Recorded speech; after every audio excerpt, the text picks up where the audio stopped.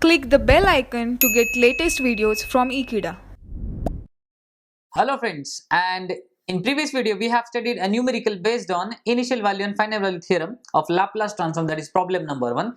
Now today we are going to solve a next numerical, that is problem number 2. Now I am trying to give a different types of numericals so that you can understand how to solve a various numericals based on the initial value and final value theorem of Laplace transform. The today's question is little bit simple compared to problem number 1. So let's go through the numerical first.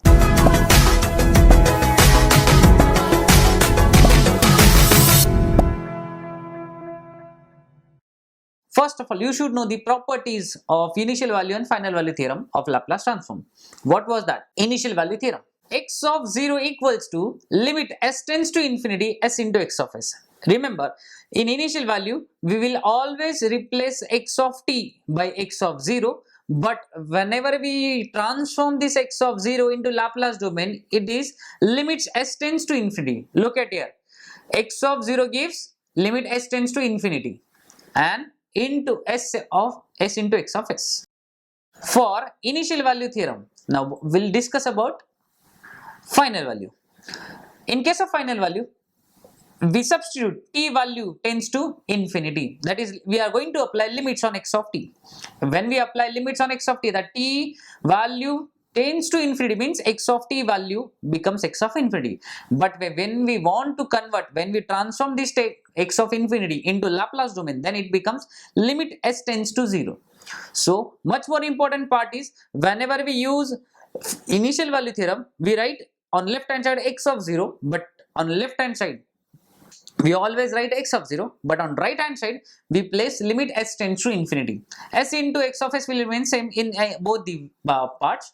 Now, but in case of final value, on left hand side we write x of infinity, because final value means t value tends to infinity.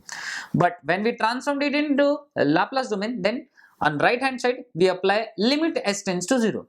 S into x of s is remain same. Now this is much more important. This formula is important to solve while solving the numericals based on initial value and final value theorem. So let's go through the numerical problem number 2. Now in exams, it is always mentioned determine initial value and final value of given function. That function will be in terms of s. Right now my function is in x of s. Secondly, but using initial value and final value theorem of Laplace transform. That word Laplace transform is important. Reason is because you may face, or in exams they may give you a question based on Fourier also. That question may be based on a Z transform also, or maybe it will be based on a Laplace transform also. So you should know all the properties of all the transformations. So right now my question is x of s is equals to 1 upon s into s minus 1. Now we are going to find out a Laplace transform, or you can say a initial value and final value using a Laplace transform. So let's see the procedure. Now my question, we are going to solve 1 upon s into bracket s minus 1 according to initial value theorem. As I told you, on left hand side we are going to replace t by 0, whereas when we transformed it into Laplace domain, it becomes limit s tends to infinity s into x of s. Now I have substituted x of s value over here. Now you can say that this s and this s directly get cancelled. So what will remaining? 1 up limit s tends to infinity 1 upon s minus 1. Now look at it. If we substitute infinity directly, then 1 upon infinity becomes 0. But remember one thing, you can cancel this infinity value.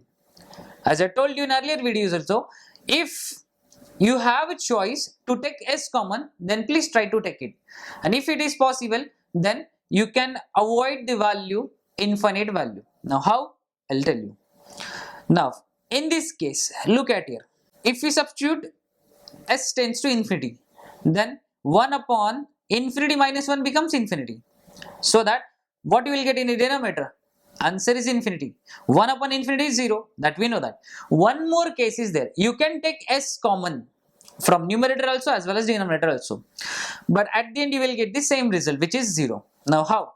If I take s common from this part, then this s becomes 1, or this place becomes 1, whereas this 1 is replaced by 1 by s. Similarly in numerator, if I take s common, then this 1 is replaced by 1 by s. Now both the s which I have taken common from numerator and denominator will get cancelled, and what will remaining? 1 upon s, 1 minus 1 upon s.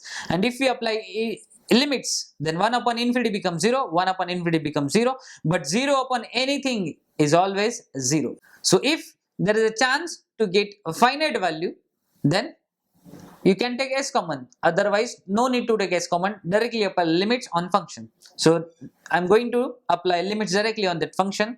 So x of 0 becomes, if I substitute infinity, then what will happen? 1 upon, this s is replaced by infinity minus 1. Now 1 upon infinity minus 1 becomes 1 upon infinity, and anything upon infinity is always 0. So this is the way to find out initial value of any given function. Now we will try to find out a final value of x of s. So let's see how to calculate that final value. Now we'll find out the final value of x of s. Now the formula is x tends to x of infinity, that is, here we actually have x of t, and on x of t we are applying limits, t tends to infinity, but after applying limits this x of t becomes x of infinity, but when we convert or when we transform it into Laplace domain, it becomes limit s tends to 0, s into x of s. Only this part will get changed, and the remaining s into x of s as it is, that we have studied in, or we have seen in initial value theorem also. Now I've substituted x of s value, which is 1 upon s into s plus 1. Now again you can see that this s gets cancelled. Now if this s gets cancelled, we'll directly apply limits on this function. So what you will get? X of infinity is equals to, if these two s gets cancelled, what will remaining? Limit s tends to 0, 1 upon s minus 1. Now apply limits, that is, if we apply limits, this s tends to 0, then this s term become 0. What you will get? 1 upon 0 minus 1, means we have 1 upon minus 1. So what you will get? X of infinity becomes minus 1.